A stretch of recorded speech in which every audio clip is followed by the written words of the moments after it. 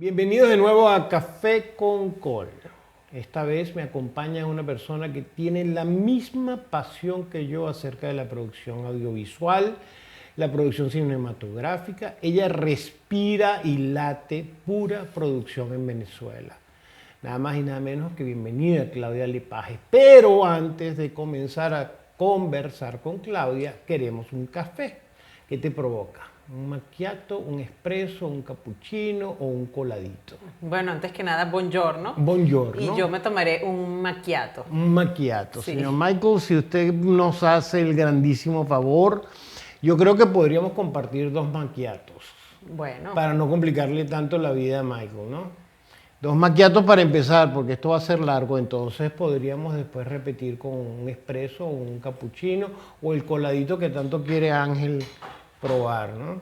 Bueno, el cappuccino suena bien también, pero vamos con un macchiato, que eso es un shot de café que va a acelerarnos, seguro. Exactamente, eso va a estar bien bueno.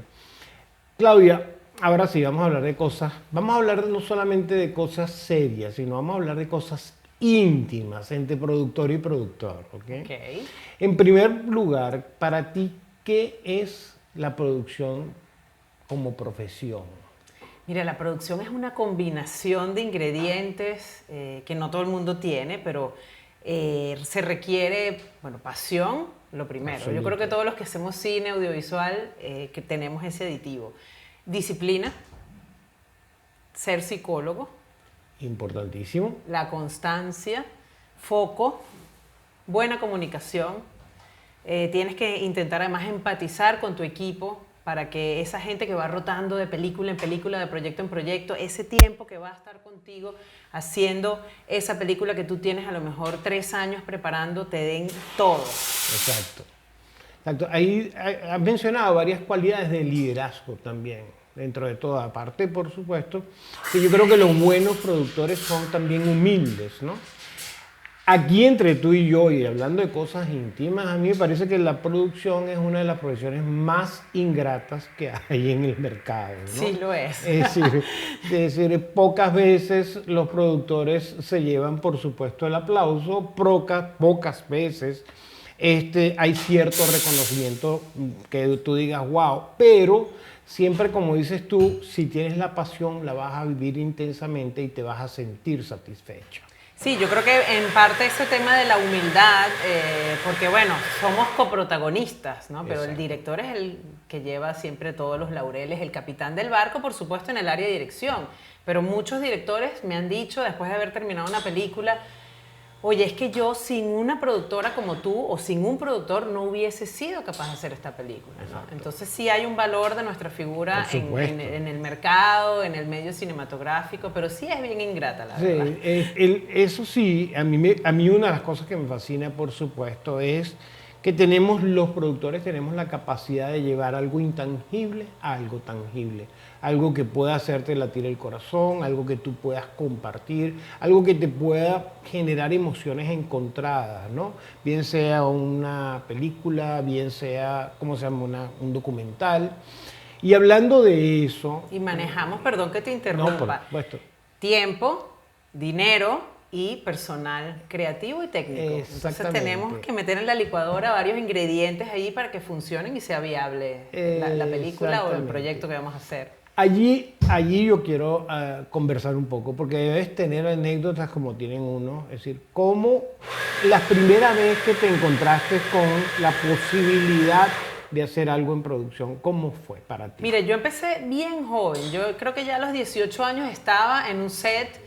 Empecé haciendo cortometrajes en la época en que en Caracas se filmaban con los retazos de 35 milímetros y 16 milímetros de los directores más, digamos, aclamados. Los cortometrajistas les quedaban los retazos, ¿no? Entonces había como un movimiento de cine bien underground y yo empecé sí en asistencia de producción, hice ayudante de asistencia de dirección, script, o sea, tengo como una formación también en el área de dirección, aunque después decidí no dirigir porque dije, bueno, a mí realmente lo que me gusta es la producción, pero quiero entender qué necesita un director, cómo se siente un director.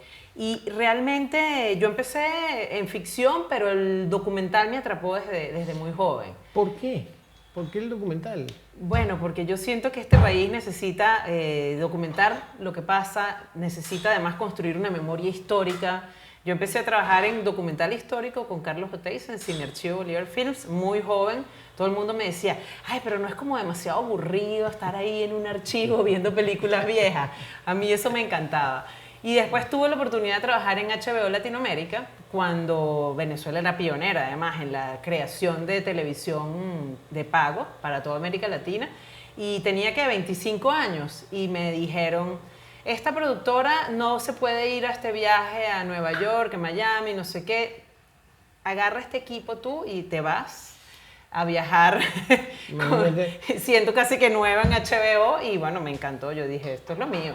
Ah, y esa sensación, ¿cuál fue la sensación que tuviste la primera vez que te dijeron, bueno, date con todo? Es decir, tú eres la productora, te vas a encargar de todo. Es decir, ¿qué sensación sostuviste? Es decir, ¿cómo fueron esos cortocircuitos cerebrales? Bueno, mucha adrenalina, por supuesto. Además, yo era la única mujer y la más joven. Wow. O sea, éramos 6 y eran todos los demás hombres y el director era, qué sé yo, 20 años mayor que yo. Pero a mí me encantan los retos, entonces digo, no vale, yo puedo con esto, vamos a darle.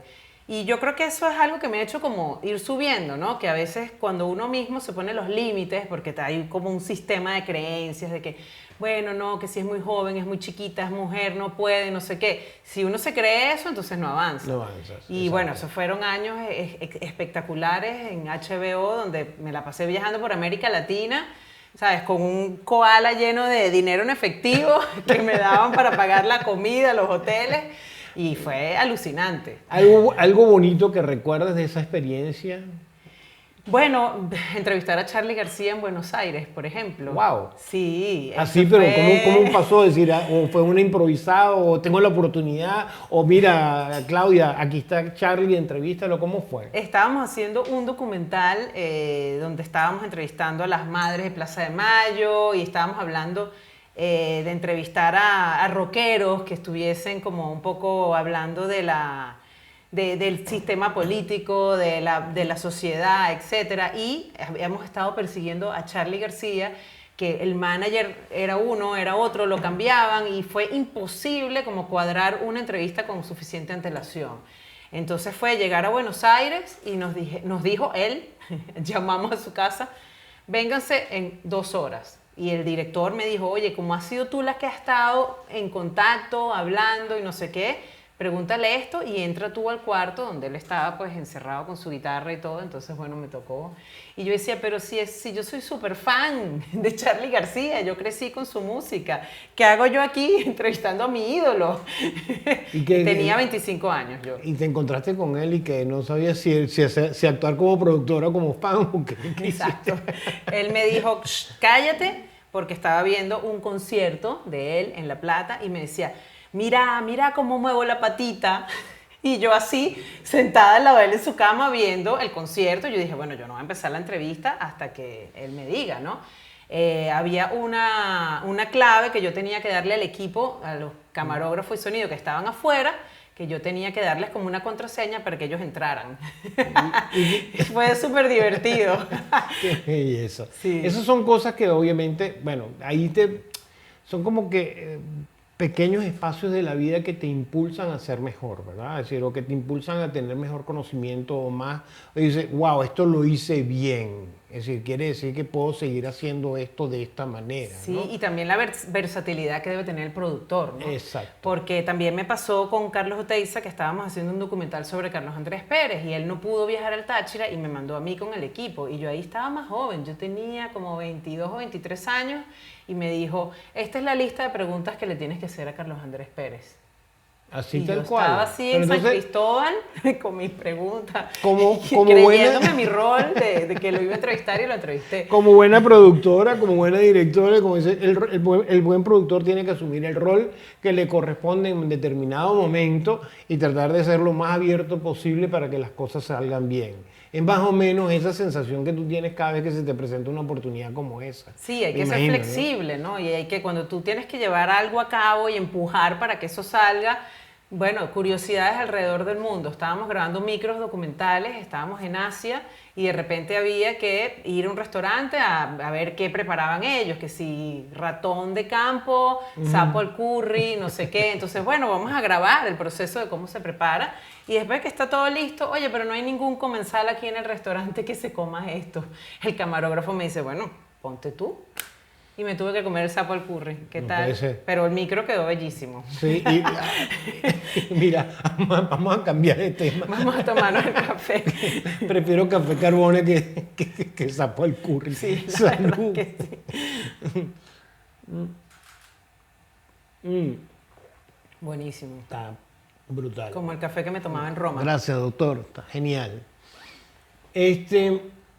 Esas son experiencias que definitivamente, bueno, estamos hablando de 22 años, 25 años, poco a poco vas, ¿cómo se llama?, madurando y creciendo, vas asumiendo, por supuesto, una cantidad de roles, es decir, vas siendo de asistente o de cargacámara, asistente de producción, de repente te encuentras con Charly García y tienes que hacerlo, de repente Carlos te dice aquí tienes una lista y tienes que grabar, y tienes que preguntarle a Carlos Andrés.